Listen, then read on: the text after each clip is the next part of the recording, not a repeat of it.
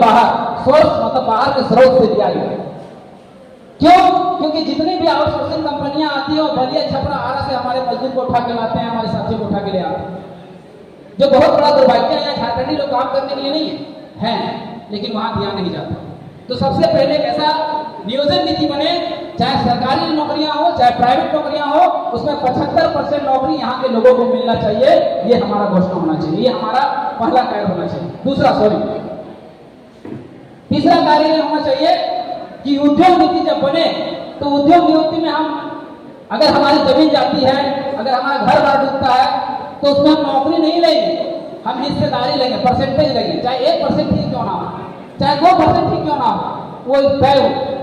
ऐसा एक उद्योग नीति बने। ये सारी बहुत सारे टोटल हम लोगों ने जब 3 मार्च 2022 को जब JBKSS की स्थापना किया, तो उस समय जब ये 21 नीतियों का हमने बात रखा था, और वो 21 नीति अभी हम बता नहीं सकते शॉर्ट फॉर्म में, क्योंकि हमारे पास समय के अभाव।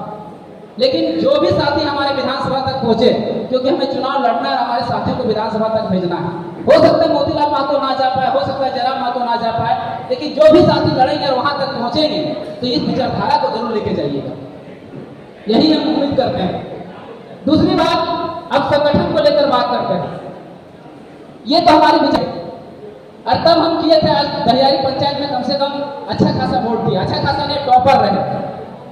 मुंगो रंगामाटी नावाडी में आता है, अगर प्रखंड अध्यक्ष महोदय होंगे नावाडी के, सब चले गए। मुंगो रंगामाटी के जब विस्तार कर रहे थे 2022 में, तो वही 7 लोग बैठे थे। 7 लोग बैठे थे, तो वहां मंत्री जी का डायरेक्ट फोन आया था कि लड़का कैसे 7 लोगों को लेके बैठ गया। और देखिए आज 1700 वहां पोलिंग हुआ, जिसमें से 1300 वोट दिया। आहार जी के कुछ साथी हैं, छविता लोग, आहार जी में हम पहली बार जब बैठे थे, वहां भी 8-10 लोग थे 2022 में। लगभग नावाडी के 24 पंचायत में से 12-13 पंचायत का विस्तार हम लोग 2022 में कर चुके थे। और जहां 1700 कहीं पोलिंग हुआ, कहीं 2200 पोलिंग हुआ, सब जगह पे सब पंचायत में हम लोग टॉप रहे। तो ये मत सोचिए कि आपके पीछे भीड़ कितना है या आपके पास लोग कितने आते हैं। वो 10 योद्धा के अंदर आपने अपना विचारधारा डाल दिया, तो समझिए वही 10 योद्धा से जाकर 1000 वोट के बराबर होंगे और दिलाने का काम भी करेंगे। मुंगो रंगामाटी में 1300 वोट आया। पोखरिया पंचायत का एक छोटा सा उदाहरण है, संजय हमारा नहीं आया हुआ है, संजय हमारे लोकसभा में सारा मैनेजमेंट का काम देखा हुआ है। जब हम वहाँ पंचायत विस्तार करने गए थे, तो वहाँ एक जेबीएम के साथी ने उसको क्रिकेट खेलने के लिए ले गया था। हम लोग जब 12 बजे गए तो बोल दिया कि नहीं, हम लोग नहीं आ पाएंगे, 7 बजे तक आएंगे, रुकना है तो रुकिए। दिसंबर का महीना था। हमने कहा कि ठीक है, दिसंबर आइए, 7 बजे हम दिल्ली इंतजार करते हैं। आज जब आए, इंतजार किया, 9 बजे पंचायत का विस्तार करके आए थे रात में। आज वो लोग JBKSS का विस्तार करने आए और उन्होंने से एक आदमी को उठाया और विस्तार किए। पंचायत का पूरा साथी है, गोनियाटो वाले, पूछिए कमलेश दा लोग है। आज 1300 के आसपास लोगों ने वोट दिलाया। तो संगठन हमारा ऐसे तैयार होगा। संघर्ष आपको लगेगा। एक उत्तराखंड का उदाहरण दें, उत्तराखंड एकमात्र है उत्तराखंड पंचायत का एक बूथ जिसमें आपका 245 वोट आया। उसका विस्तार कैसे किया पता है? जून के महीना में एकदम गर्मी में 6 घंटे इंतजार किए थे। 4 साथी को मात्र जोड़े था, 245 वोट बूथ में सबसे ज्यादा। उत्तराखंड के 8 पंचायत में सबसे ज्यादा वोट मिला हुआ। ऐसे आपको संगठन तैयार करना पड़ेगा। कोई कहता है कि चुनाव जीतने के लिए हमें साम दाम दंड भेद लगाना पड़ेगा। नहीं नहीं नहीं, साम दाम दंड भेद लगाने की जरूरत नहीं। आप केवल माइक्रो लेवल पे तैयारी कीजिए। माइक्रो लेवल का मतलब कि जितना नीचे स्तर तक आप तैयारी कर सकते हैं, जितना निचले स्तर तक के लोगों को जोड़ सकते हैं, वो तैयारी कीजिए। साम दाम दंड भेद लगाने की जरूरत नहीं, आप अपने चुनाव जीत जाइएगा। और देखिए डुगरी का पूरा उठा के देख लीजिए आंकड़ा, आपको 90,000 वोट ऐसे नहीं आएगा। ये वहां बैठे हुए चंद्रिका का खलपिट्टों का विस्तार हम लोग पूछिए 2022 में किए हुए। हम लोग को कोई पता नहीं था कभी चुनाव लड़ेंगे कि नहीं लड़ेंगे। हम लोग संगठन का केवल विस्तार कर रहे थे, कोई लालसा नहीं था। और देखिए डुगरी का रिजल्ट कैसे आया।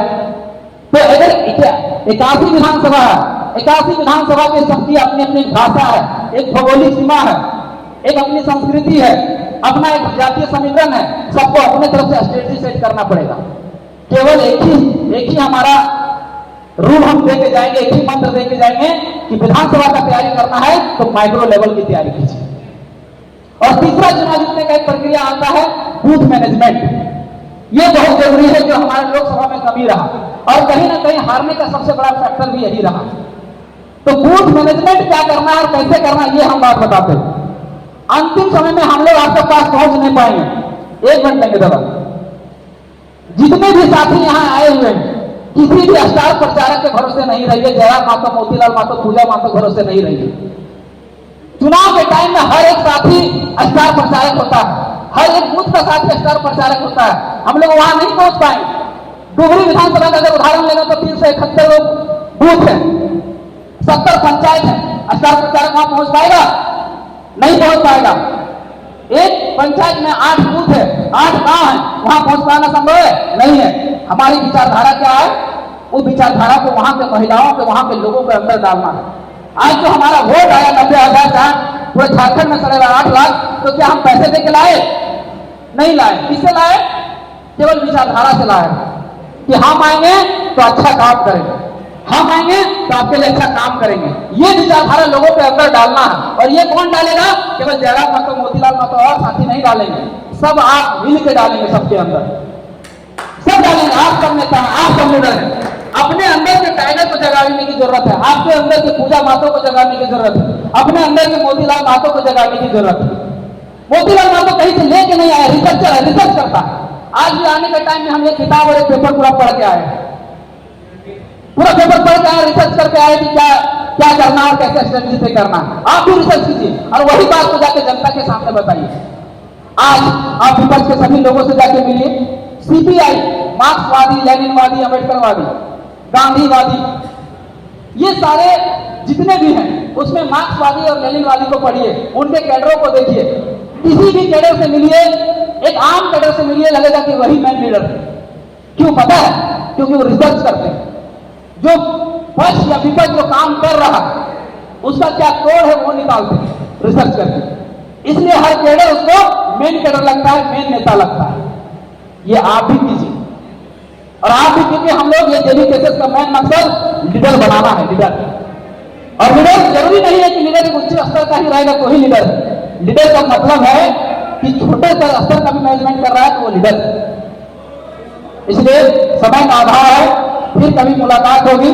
जाते जाते एक शब्द है अगम गौडवी जी की कि तुम्हारी फाइलों में गांव का मौसम गुलाबी, तुम्हारी फाइलों में गांव का मौसम गुलाबी है, ये आंकड़े झूठे हैं, दावा किताबी है। ये आंकड़े झूठे हैं, ये दावा किताबी है। तुम्हारे मेज सोने के, तुम्हारे मेज सोने के, तुम्हारे चमचे चांदी के। यहाँ बुढ़वा के घर में आज भी टूटी थाली है, बुढ़वा के घर में आज भी टूटी थाली है। आज झारखंड की दुर्दशा क्या है? आपके झारखंड में 40% खनिज, फिर भी गरीबी में सबसे निचले स्तर पर आपका राज्य है। सबसे उपले दर्ज पर राज्य आपका जा रहा है गरीबी में। जहां 40% खनिज, वहां 42% गरीबी। है रे दुर्भाग्य। मैया योजना पर जरा 1 मिनट बात करना जरूरी है। मैया योजना, मैया मतलब होता है छोटी बहन, सादरी में इसको बोला जाता है छोटी बहन।